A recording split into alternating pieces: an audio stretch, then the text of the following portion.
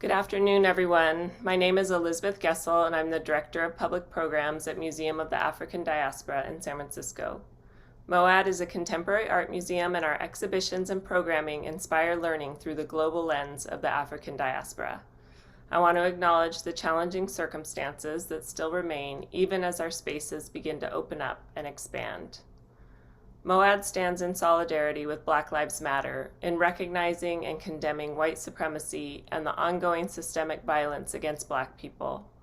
We honor and mourn the senseless murders of George Floyd, Ahmaud Arbery, Breonna Taylor, Tony McDade, Andre Hill, Dante Wright, and Ma'Khia Bryant.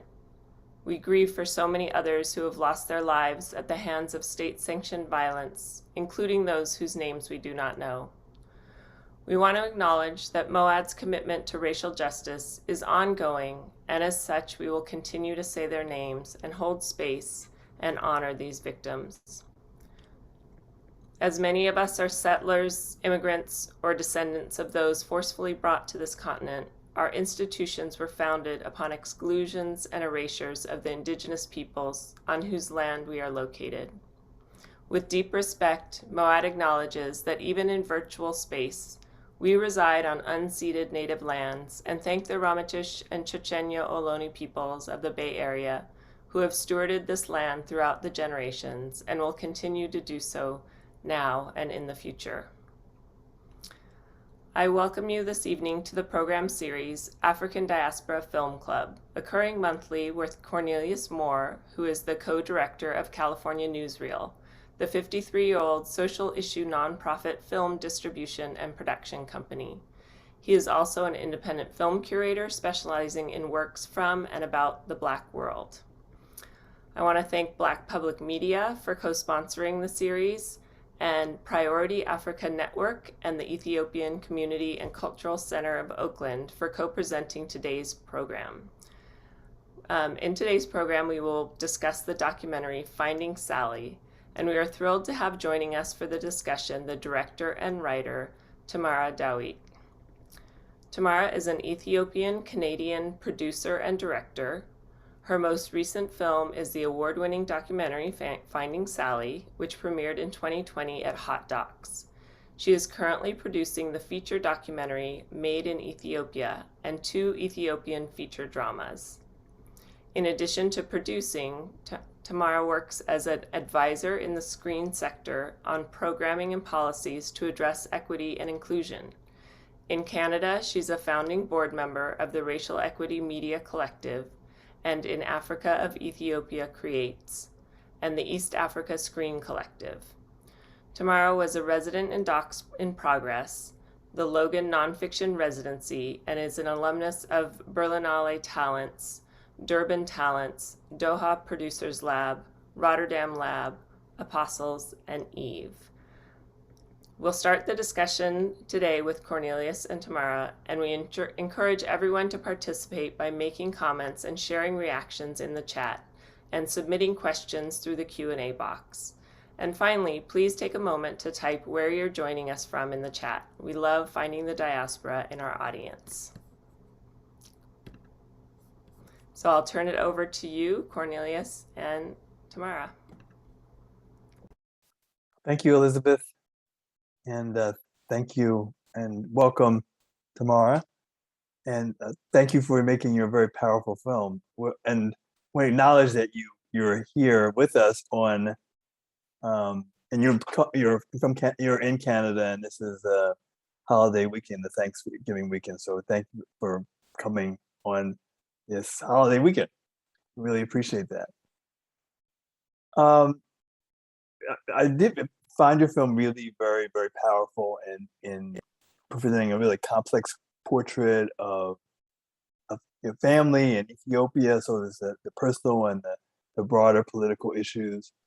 And I was also struck in the beginning with the elder women, one of whom said, stated that about the promise and the agony of Ethiopia.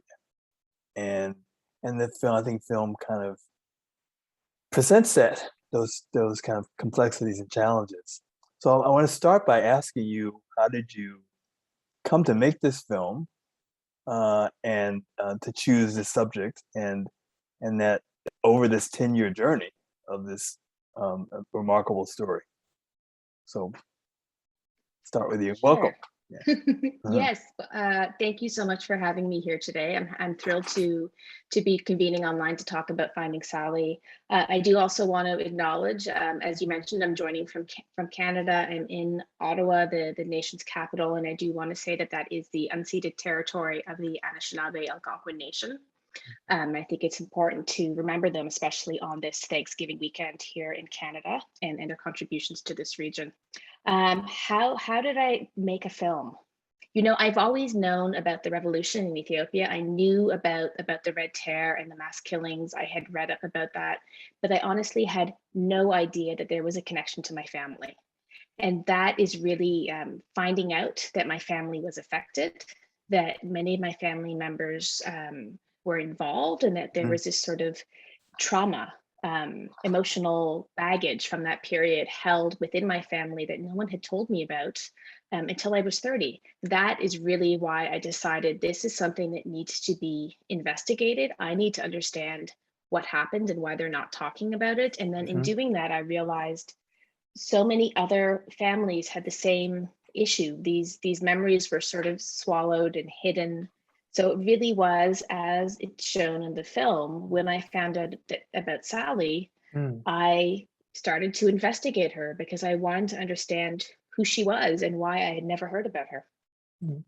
So was it only when you went to Ethiopia that you found out about Sally, or did you also find out about it, a family, when you were in Canada? No, I mean, I was living in Juba, South Sudan. This is around 2010, and I think I was in Addis for Christmas or some sort of break, and I went to my grandmother's house, and she had redecorated, and she had this photo up, and I thought I knew all of the relatives in the family. I thought I had heard all the family stories because I was sort of the person in the younger generation always asking questions, and I realized that the stories that my family was telling were about the 30s up until sort of 1970, and then their story started up again in the 90s. And there was this sort of missing piece. So I literally knew nothing about her. I, called my mother, and my mother said, "Oh, yeah, I think I heard that your father may have had another sister, but I don't know anything about that." So I really started to interrogate my aunts and my grandmother. And I think it was really my grandmother who realized that it was problematic that I didn't know, because that meant that other younger generations in our family, if I had children, which is always her dream, that they wouldn't know. So my grandmother was sort of the person in the family that said, "We don't know everything that happened to Sally, and Tamara should investigate because we should know, we should remember her. And it's dangerous and risky for young generations in this country if we can't document for them and tell them about their past so that they can't try and learn from it." So once my grandmother said, "This is the thing, we're doing it," then really everyone had to fall in line, because that was sort of the command from the top that this was going to be a project that the family would take part in. Okay. Thank you for that, for revealing that, because it's part of the film. We see how you learn, and also how your aunts and other family members learn about what happened to Sally, and where she's buried, and all these things. And it's such a journey of discovery that in which you played a very important role. And it seems to me like it's a gift for your family, all the work that you did. And so I'm just curious. Go ahead. I'm sorry. No, I was going to say, I think it was, they all had little bits and pieces, but because it was difficult or painful to go there, I think that it's something that was not purposefully, but almost as a way to protect yourself and to be able to continue and go on, that it was sort of put to the side. So I was able to get, some of the information from my aunts, but then I had to sort of expand my search wider to actually fill in as much of the missing details as we could. And you talked about the important role of your grandmother basically giving directive and that the family needed to step up. Was there any, at what point was there resistance, maybe resistance isn't the right word, but reluctance to go there because it was so painful and not to go as deep? But did you ever experience any of that, or after your grandmother said let's go, there was no holdback?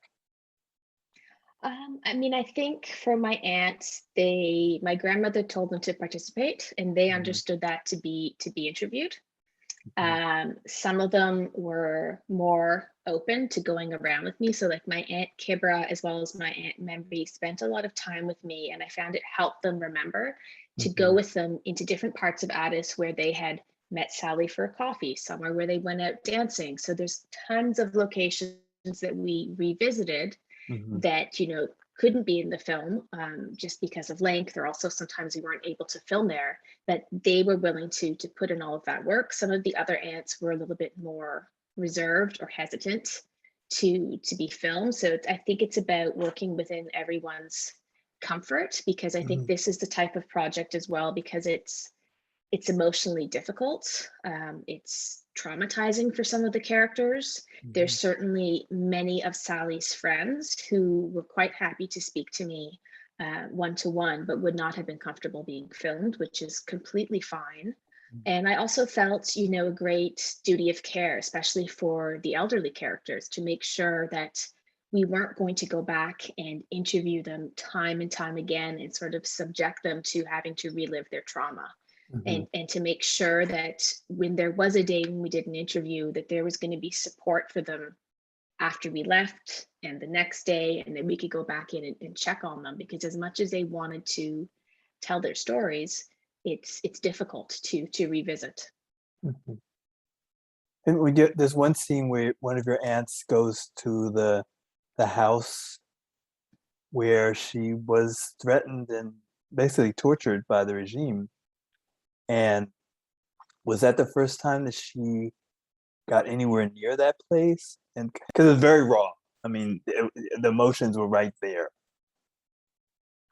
Yeah, I mean, it's interesting that that's the house of the Pankhurst family, Mhm. which are quite famous in terms of being Ethiopian historians, although they're a British family. Mhm. And it's quite close to my grandparents' house. It's, I don't know, Mhm. 2 or 3 blocks away. So it's strange. And it was also strange to Kibra that she never realized just how close that house was. Mhm. She never realized that, made the connection so much, that it had been the house of that family, because she knows the current Pankhurst living in Ethiopia today, but she'd never gone back in. And she had also never said very much to me about what happened there. She had just said, I was held for, 2 weeks, and then I got out.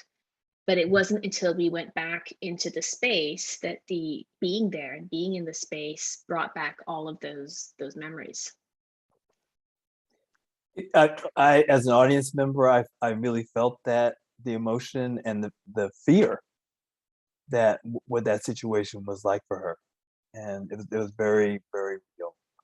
Um, which asked me want to ask the question about how you structure the film in such a way you acknowledge that you're doing a lot of discovery. You're also dealing with trauma.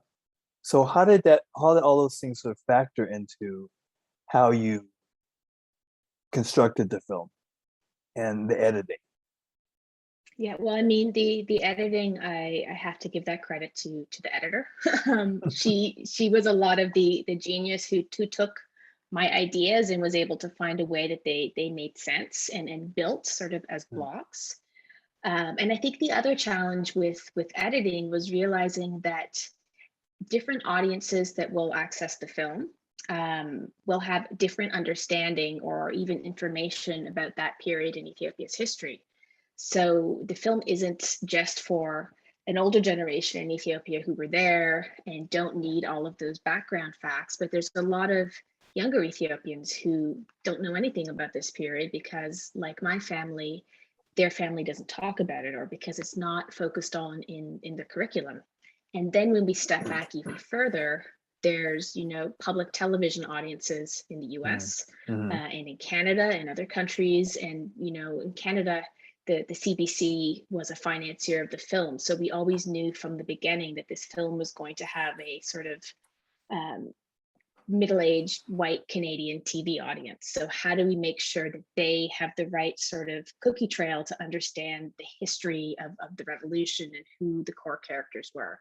So it was really, I think, an art and the skill of the editor to balance my story to try and help make it relatable to people watching, and for me to sort of be the guide, and the history, which we tried to really put in through the archives, and then Sally and learning about her. Who did you think of as your primary audience? Who were you making this film for?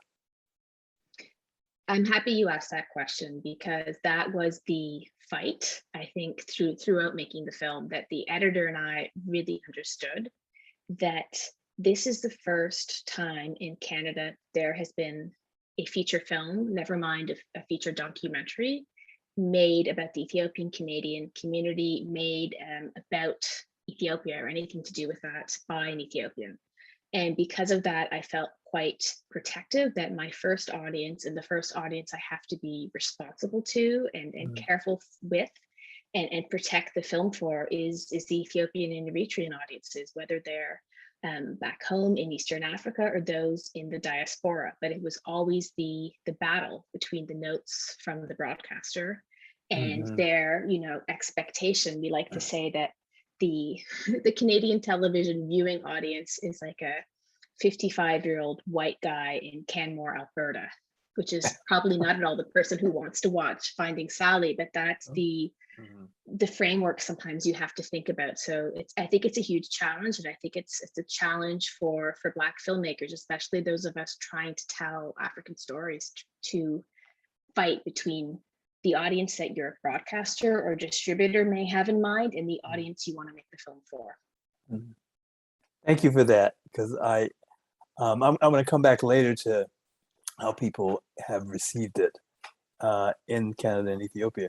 But you focus a lot on your aunts, and they have quite very cosmopolitan lives, very rich lives, and both in outside of Ethiopia and also in Canada. And I was intrigued where you have the section about how they talked about how they were growing up and how they're being teenagers and the like, and sometimes being the only Black people in situations. Was this something you also related to personally? I mean, in their lives, and also sort of reflecting of your life growing up? Yeah, I mean, that's the history about my aunts and my family that I knew. I knew about their sort of childhood as, one of them would say, as like embassy brats. And I knew about their experiences when they moved to Ottawa in 1968. And yeah, there are a lot of comparisons. I mean, between when they were in high school in the late 60s and early 70s, and when I was in high school, also in Ottawa in the mid to late 1990s. Ottawa is quite racially diverse now, but 20 years ago, 40 years ago, not at all. So there were those things that I could reflect on and see sort of, I guess, as parallels, certainly. And also they talk about the time being the 60s and the late 60s, and maybe the reflection of what was going on in the tumult that was going on all over the world, and the independence struggles in the continent of Africa, and what was going on in the global South, but also the anti-apartheid struggle. So there was an incredible amount of activity, and and where they would fit into something like that is very, very fascinating. And I'm glad you had that section. Yeah, I thought it was important to understand the type of upbringing that Sally and my aunts were coming out of, the type of things that they had been exposed to. And I think when you look at some of the other members I've spoken to of the Ethiopian People's Revolutionary Party and some of the other socialist movements in Ethiopia at that period, there were a number of individuals who like Sally, were coming in from the West or from Europe because they had gone away for education, and that had given them a lot more exposure, which is partly probably what imported some of these ideas as well. Okay, great. There is, you had mentioned that, and I didn't want to forget this, when you were talking about filming in Ethiopia, that there were places that you couldn't film. And I'd like to, if you feel comfortable about talking about that, what was that about? What were areas where you couldn't film? Those were mostly areas we couldn't get access to. One that I really wanted to film in was Sally's old apartment, which had been in an EPRP safe house, and it is now still controlled by the government, and it's a like city housing, and there was some sort of administrative dispute, and I spent the better part of a year trying to get access, crying at one point in front of a city official, begging him, and that just never worked out.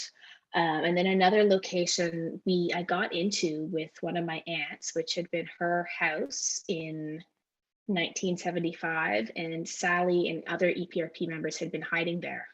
But after the revolution, something happened with the ownership of the house, and the person who owns the house now possibly should not have owned it or didn't come to own the house through a really clear chain of title. And they didn't want us filming in there because they thought we might uncover that, they shouldn't really be the owners of the house.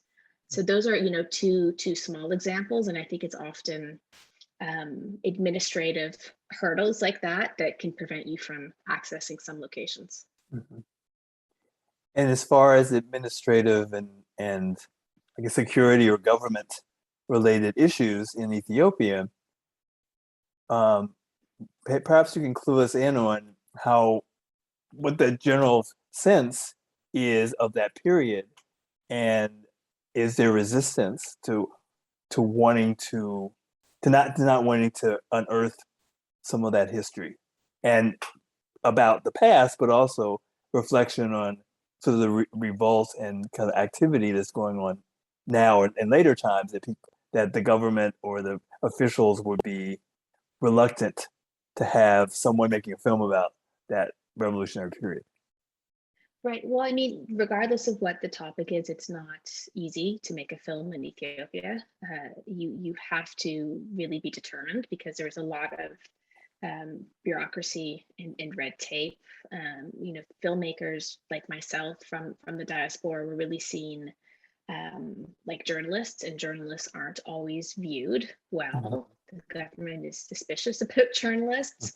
But if you can stick to it and work with a team like I have and learn those processes, then you know what you're going into and you know how to deal with it. I think in terms of the topic of this film, it was never a problem because we were talking about the previous government, and the government really perceived that this was a film to talk about those guys before them and the nasty things that they did and how they were horrible, and then by parallel we must be better now. So that in terms of those aspects, we didn't have any issues. The government is always happy if you want to make a film about some other regime that and criticize them and be critical of them. I think in the time we were shooting this film, most of Finding Sally was shot in 2018, which is when there were heavy protests and uprisings throughout the whole country. If we had been trying to make a film about that certainly would have been not welcomed by the government and challenging. But a lot of that bled into the film because we were filming with my aunts, flying to Mekelle in the north the day that the prime minister stepped down. Like a lot of those things were happening at the same time, and it really felt for us like some sort of strange and uncomfortable parallel with the past. And again, like a period of great transition and change. Thank you for that, for lessons for filmmakers. And try to figure out a way, if you want to deal with a contemporary issue, you look to the past and sort of weave it through, and maybe you'll be received better or at least left alone. I really want to appreciate your portrait of your Aunt Sally as a revolutionary and as a someone who had ideology, was guided by that, but also was guided by humanity. And it's so rare, I think, that we see that with somebody who's an activist and somebody who's revolutionary. I'm just curious how you, because you were discovering her through this period, how you related to her.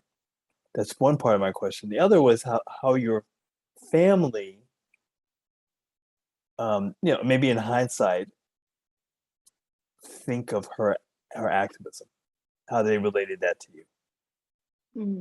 I mean, the Sally I initially heard about through my aunts was someone who was, of course, political and politically engaged because, her father was a diplomat and they grew up around various political movements. But she was also someone who was maybe a bit delicate and a little bit soft and, really concerned with how she looked and her hair and her nails. So, when she went to Ethiopia, she stayed because she really felt something for the people.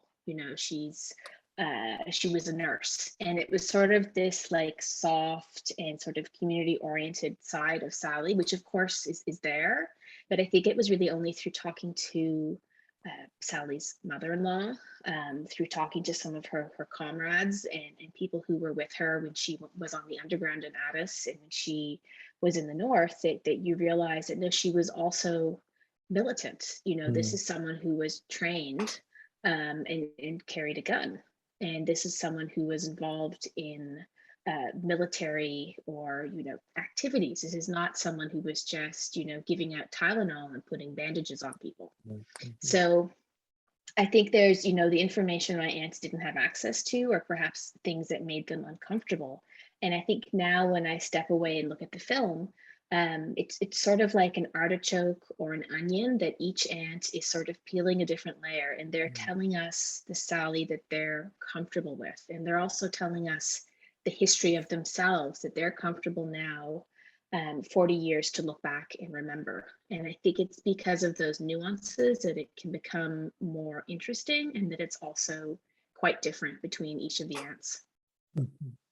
I know one of your aunts did express kind of pride that she there was some kind of militant action, and that, oh wow, my sister might have been involved with that. And I mean, I noted that, and she would say that now about her sister. And a question about, now that you know something about your Aunt Sally, how do you think she would think about the current situation and the recent developments in Ethiopia? Yeah, I'm happy you asked that question, because that's one of the questions I asked my aunts. And keep in mind, when we were filming was, at the beginnings or the sort of midpoint of these uprisings, and young people for the first time, for the most part, en masse in 40 years, standing up and saying we need change and we demanding better of their government. Of course, there were many other things going on within their demands, but that was, sort of the background of which I asked my aunts, what would Sally be doing? What would she be thinking if she was here today? And I also asked Fakurta, Sally's friend who's in the film, and what was interesting was their answers all reflected what they were doing. So if they had become a teacher, well, Sally would have gone back to teaching, and like me, or, I worked in the UN, and I think that Sally would have also followed a similar paths, or, I'm living in the diaspora. I haven't been back to Ethiopia in 35 years. So of course, Sally would be doing the same thing as me. So it was really, really interesting that they all were seeing themselves within her, and that was the answer. Sometimes I do feel that Fakurta's answer may be closer to the truth, that Sally would possibly be in the diaspora, as are many of her peers and comrades from that period, but still involved in advocating for change, because Fakurta was the one who was with her the most in the end of her life. But it's impossible to know, and I think everyone is imagining what makes them feel most comfortable. And also, thank you, in addition to your aunt, of having a place for her comrades and her husband and his mother. That's correct. His mother was in the film. So tell us something about him. I'm just curious about his. And I mean, the other thing that's sort of fascinating about is that the class differences, because he was from a working class family and your aunt was from a upper class family, that was maybe unusual. And I was wondering if your family commented about him. Well, it's interesting. That's probably the one question that when I raised with everyone in my family, they were really uncomfortable with me talking about the class divide. And with especially my grandmother. But I also know that that's a huge issue even today in Ethiopia. I mean, my family perceives my husband as being from a different class and would question, is this a suitable person for you? Even when we were dating, they would call me and tell me they had met some other gentleman that they'd like to introduce me to. And I'd be telling them, no, what are you doing? So I think that even though they don't intend to do those things, it's ingrained. And as much as the revolution and communism in Ethiopia shook up the class divide, it didn't completely remove it. And I mean, that's why the opening scene of the film to me was something I didn't know if it would fit into the film, but I wanted to reunite my grandmother and Sally's mother-in-law, because I realized they hadn't seen each other in somewhere between 35 to 40 years, basically since Sally and her husband got married. And I thought that doesn't make any sense. They live in the same city. They just travel in different circles. Wow, that's incredible. That's an incredible revelation that you were just saying about their lives. I too, I mean, I thought it was also a wonderful entree into the film, because there's talk about, although this was in the past, but the past is not really the past, it's still with us. And the film shows us why that's the case. So thank you for that. I have a question about the I guess the impact, because it's a film about trauma and dealing with it and exploring it. So do you think the film would have, and hope that the film would have, that impact on viewers in Ethiopia? I mean, I felt that in researching Sally, I kept encountering young people, and by young people, I'm even going as high as 25, who did not know anything about this period. And that's the thing that kept driving me to say I have to make this film, because otherwise this period will be forgotten. And I think I didn't know what to expect in terms of the impact and what people would think. But I think the thing that's been the most rewarding is the messages I get from younger Ethiopians. So I'm in my early 40s now, sort of, and younger, who tell me, I've never spoken to my aunts or grandmother or parents about this, and can you give me tips? How did you get your family to talk? Or, some of Sally's comrades telling me, you're the first person I've talked to about this in depth, and I didn't talk to my own children or my own niece and nephew, and now I'm going to go talk to them. So for me, that's the most important output, and the most needed thing is to start this sort of intergenerational dialogue about the past and how it relates to the present within families. And also, if you're not Ethiopian and you come from some other country, or have everyone has some sort of, what is it called, ancestors in your attic, you should go and dig into and understand. So I hope that that's what the film continues to inspire people to do. Thank you for that. That was one of my questions and comments, is that all our families have something, some kind of secret, some kind of, maybe it's related to interpersonal, but it's also where you are in society, and it's uncomfortable for people to talk about. So I see your film as a way to give people permission to begin exploring those issues. So you mentioned earlier that that you didn't have any resistance from the current regime or the current status quo, which brings me to the question is how is that period presented in Ethiopia, and why, given that you thought, well, the present rulers can point to that time to say, well, we're a lot better. Why would they would not also do that in education or whatever? To have a younger people or another generation see that period as something in the past, and that we're in a better situation. Why isn't that explored more? I mean, I don't know that I have all of the answers to that.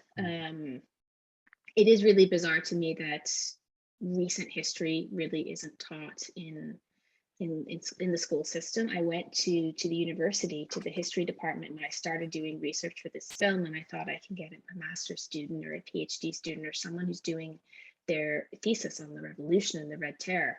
And the dean of the department said, well, we don't study that. We study ancient history, the Aksumite kingdom and Lalibela and all of the Queen of Sheba and these things, hundreds and hundreds of thousands of years ago, but no, we don't study things in the contemporary.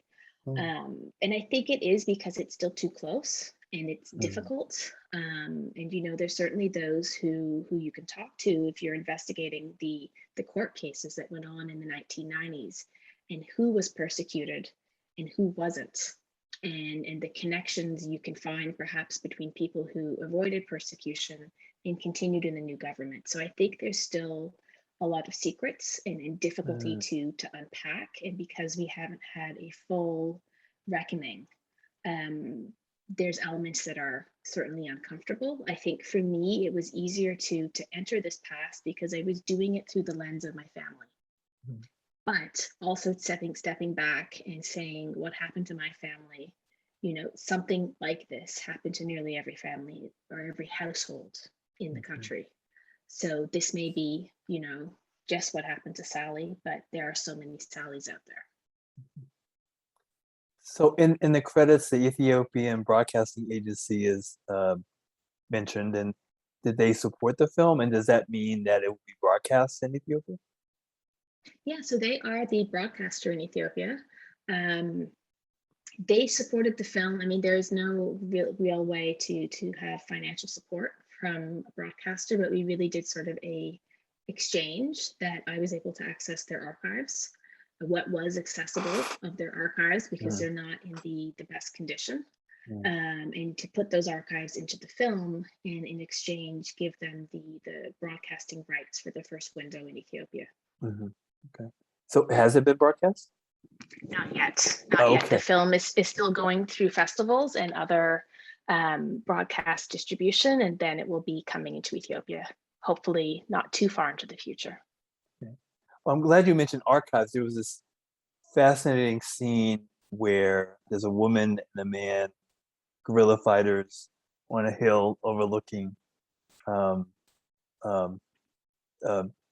countryside or whatever. And I was, is that her Aunt Sally and her husband? And if it's not, it certainly was evocative of who they might be. So tell us about that. Where'd you get that footage? I would encourage you to look a little bit closer the next time that you look at it. Well, I mean, we have a lot of photos of Sally, not as many of Solota, but hundreds and hundreds of photos of Sally until she went underground.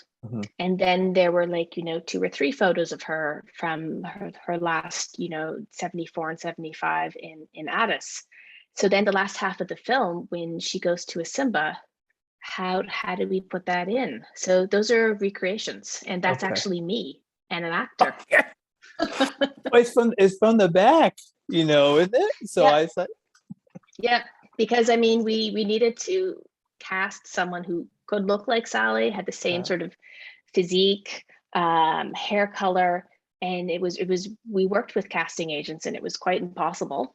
And then I was there, and we thought, let's just try this. But we shot all of those sequences in Mekelle, in Adigrat, and in Asimba. So in the places that Sally existed in her last years, that we shot them through a broken mirror, to try and also sometimes we would shake the mirror when we were doing the take to just try and distort it more to make it look, basically to fool people. But so I'm happy it's worked with you. Yeah, you fooled me. Okay. People can certainly ask questions and pose questions with Tamara, but I'm going to invite you to do that. And until someone does, I will continue asking my questions. So tell us about the response, since it hasn't shown in Ethiopia in the television. Where has the film been shown, and what's been the reaction? So the film hasn't been broadcast in the Amharic version, but the English version has bled into Ethiopia because there was a shorter version that aired on Al Jazeera English, which was heavily watched in Ethiopia. The film has actually been heavily bootlegged in Ethiopia. So people You're talking to a eager distributor here. Okay, go ahead. Right. People are eager to see the film there. I mean, everything is bootleg there, so there's not much that we could have really done to prevent that. But what I haven't done yet is the theatrical release, because I'm just not comfortable right now with COVID, especially COVID is very high right now in Addis, to gather people together in a cinema, especially to be gathering older members of the community who have a connection to this time and to the film. So that is delayed until I don't know when we're more comfortable gathering people. But right now the film is still going to festivals and still being broadcast in other markets. Yeah, I'm curious about the diaspora, which has probably had access to it at festivals and the like. So what's been the conversation in those communities? Yeah, I mean, I think it's been a little bit hard sometimes for me to gauge because most of these screenings are virtual. So I don't always get to be there in person. I've been to in-person screenings in Germany and in Sweden, and those were quite small and limited capacities. But it's really sort of what I mentioned before, that people watch the film and then want to go out and talk within their families about what happened to their own families, their own memories. And the reaction of the diaspora has been really positive. There's been certainly questions about why isn't there more about Salota, because he was so important in the movement. But I mean, he's someone who can have his own film. That would be something completely separate. And I really wanted to center this memory of the Red Terror around women and through women's voices, because I felt that was a vantage point to look at this moment in history that's really missing.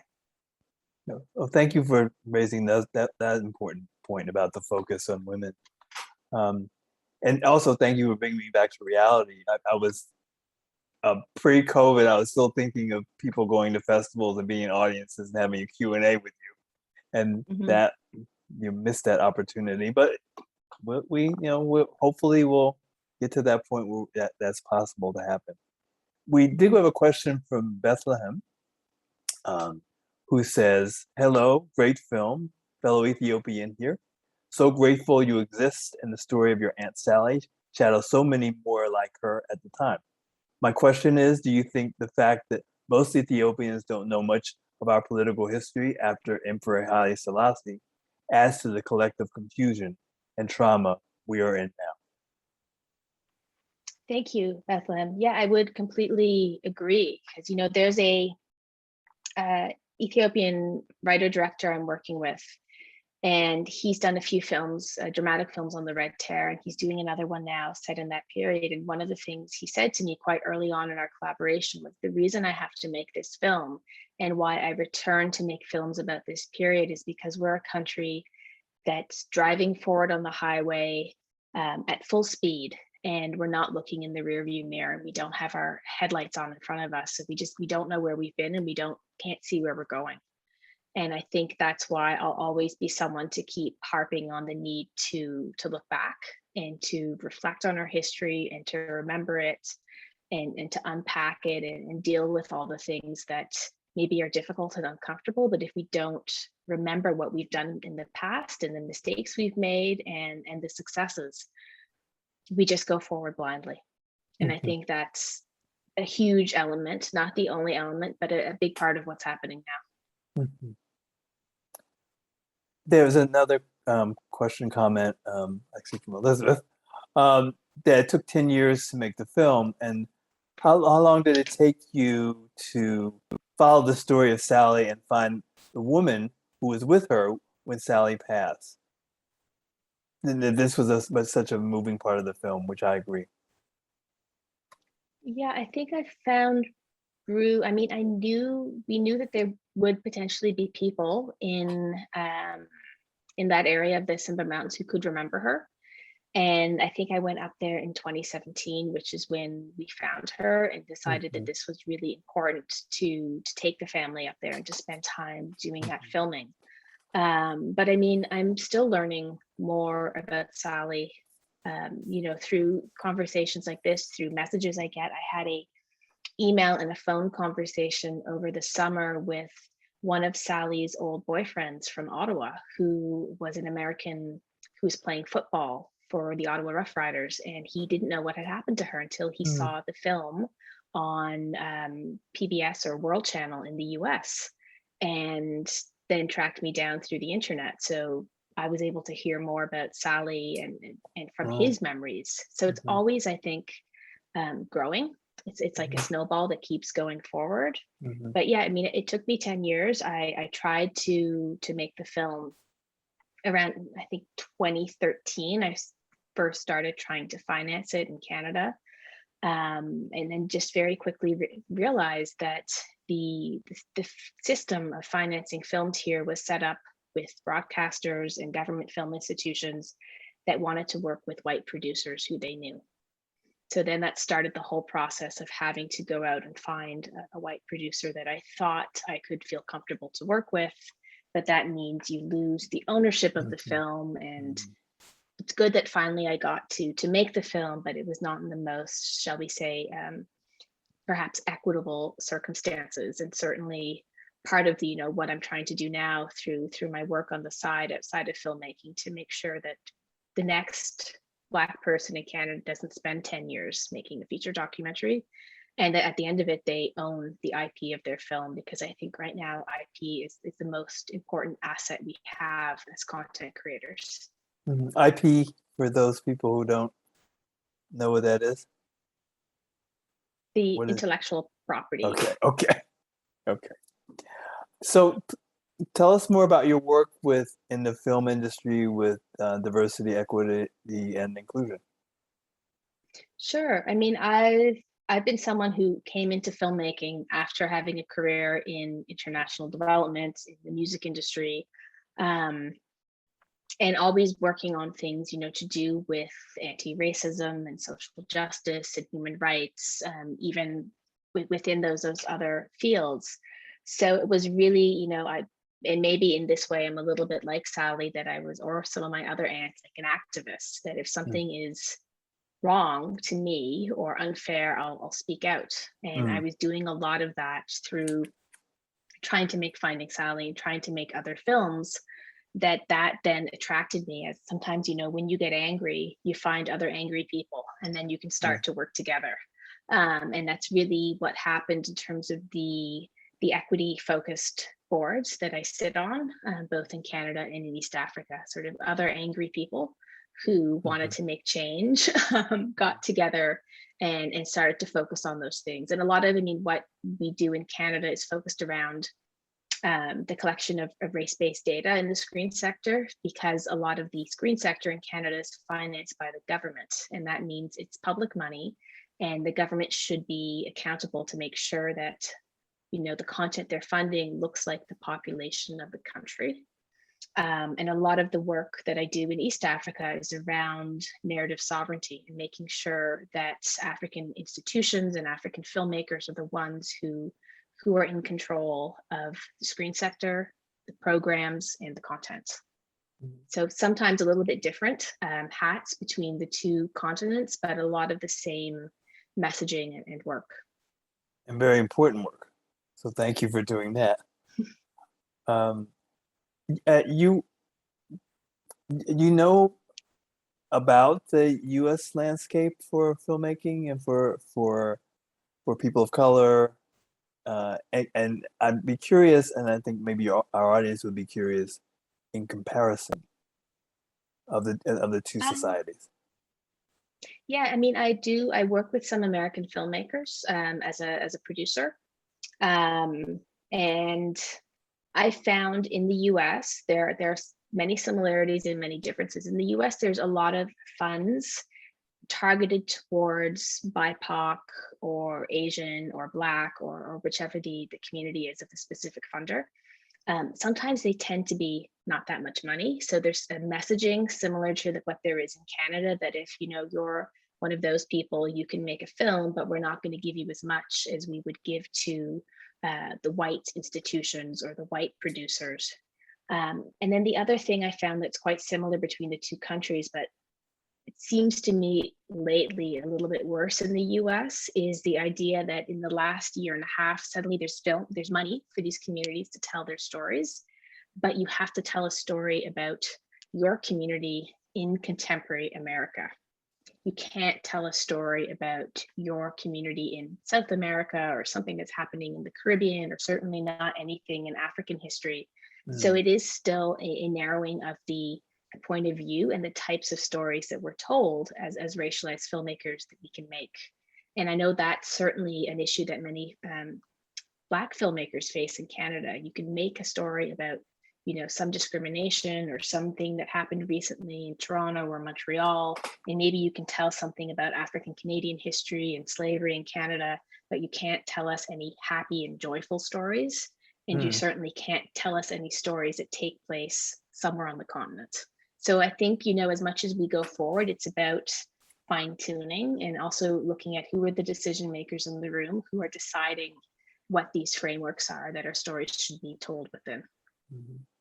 Very, very important points you're talking about, and I'm glad you're raising them, and I think they're very valuable discussions and points for people doing the work, whether they're producers or facilitators or funders or people who are the public, and especially when we're talking about public money. So thank you for that. I think from my knowledge of Canada, there is more, at least attention, or that the government is supposed to be funding the arts and public TV and here it's like, well, yeah, but it's we will do that, but it's always threatened, and it's the arts and television and movies are really the entertainment, and they're the purview of the private sector. So there's always tension between all of those things. Yeah, it's a fine balancing act, but I mean, Canada is also our screen sector. We mostly just produce content that you watch in the US. All of these TV shows are filmed up here, and that's sort of the main instrument that keeps the industry afloat. Fascinating for people to know that too. So tell us about what you're working on. I see that you're in production on a film made in Ethiopia. Yeah, so that's a project that's been shooting right now. I'm not going to say too much about it because it's a documentary and it's still in production. And then I'm also producing dramatic films with Ethiopian writer-directors. And that's really because one of the things I realized in moving to Ethiopia and working on Finding Sally was that, of course, coming from the diaspora, I have a lot of access and I have way more abilities to finance my films, as difficult as it is in Canada. But there's many more stories to be told from Ethiopia, and there's a lack of business and production skills training in the screen sector. So I've really tried to function through my company in Ethiopia as a go-between to help find the filmmakers who have strong, compelling stories that can travel and that need to be shared on the world stage, and to help them export them and to help them produce that content so that they can own that intellectual property right that I talked about earlier, so that they can help to define the distribution and the marketing and the release of their films, and that so more Ethiopian stories can be told on the world stage and seen. So do you have a company that where people can find you, a website, etc.? Yeah, my production company is called Gobez, and it's Gobez, GOBEZ.ca. And Okay. it's my company both in Canada and also registered in Ethiopia. Okay. Oh, there, it's in the chat. Yeah, right. Thank you, Elizabeth, for putting in the chat. Let's see if anybody has a question or comment. No, I don't, unless, Elizabeth, I'm missing someone who did put something. I don't see any other Okay. one. Okay. So oh, you are a gem to the community from Bethlehem. So there you go. Thank you. Is there something you would like to say as we close out? You know, the only other thing I was going to mention about the film, and it kind of relates to your earlier question about the recreated footage in the latter half of the film, is, you know, we had all of these photos of Sally, but we didn't have anything with her voice. So one of the things that was important to do for me was to try and use the music to insert the sound of Sally back into the film. So the music of the film is done by Zaki Ibrahim, who's a South African Canadian musician, and Abagaz Shiota, who's a quite well-known Ethiopian musician and producer. So it was their collaboration to try and use Zaki's voice as an instrument into the score to put in the sound of Sally. And for Abagaz to really also insert the actual authentic Ethiopian, both instrumentation, and musical genres that were typical in the 60s and 70s. So that was really the only other thing I wanted to comment on. Coming from the music industry, the music part of the film was important to me. And I have a comment on, there was this early scene where one of your aunts is giving perspective of the social scene, and you had people dancing and everything to Ethiopian music. And I was like, whoa, I had not seen anything like that before. It was so exciting to see it. So thank you for that too. Thank you. Yeah, sure. Well, and I also thank you for your very rich film, Finding Sally. It's up still on Black Public Media. You can see it until when? Till the end of the year? Is that how long, or how long is it? It might even be a bit longer. Okay. Yeah. People who have not seen it can do that. People who have seen it for this program can watch it again, and they can also tell their friends about it. So great. Yeah. Tamara Dawit, thank you very so much for being with us. Yes. Take it away, Elizabeth. Thank you. Thank you both so much for this really rich conversation. And I really appreciate you, Tamara, talking about the music at the end there, because it was a beautiful score, and it really blew me away, just at the whole film. So thank you. I do have a few announcements to make before we leave. I'm very excited to tell you all that MoAD will be reopening to the public this month for the first time since March of 2020. So we will have a members preview day on Wednesday, October 20th, and open to the public on Thursday, October 21st, and we'll have a free admission day all day on Saturday, October 23rd. So we hope you can join us. Register to join on moadsf.org. We'll be selling advance tickets and asking for people to register in advance. I also want to encourage people to join us next month for the African Diaspora Film Club on Sunday, November 10th at 5 p.m. Pacific. We'll be discussing the documentary Peer Kids. This film shines a light on an underground community of queer Black youth, showcasing the intricate ways queer people of color utilize public space to build chosen family. So you can check out that film in advance, and we'll have the director Elegance Bratton and the producer with us as well. If you have a moment to fill out an online survey about today's program, I put that link in the chat, and it should also pop up when you leave the Zoom. We'd love to hear your feedback. And if you can support MoAD in any way that works for you, we would be happy to accept a donation on our website, or you can text a donation to 56512 and type the word MoAD SF and follow the link to donate. I want to thank Black Public Media for their support of this program series. Finding Sally is part of Black Public Media's Afropop, the Ultimate Cultural Exchange. So please check out all of their offerings. And also thank you to Priority Africa Network and the Ethiopian Community and Cultural Center of Oakland for co-presenting today's program. And I hope you all enjoy the rest of your weekend. Thank you so much for joining us, Tamara. Thank you, Tamara. Thank you. Thank you. Have a good evening. Bye. Good night.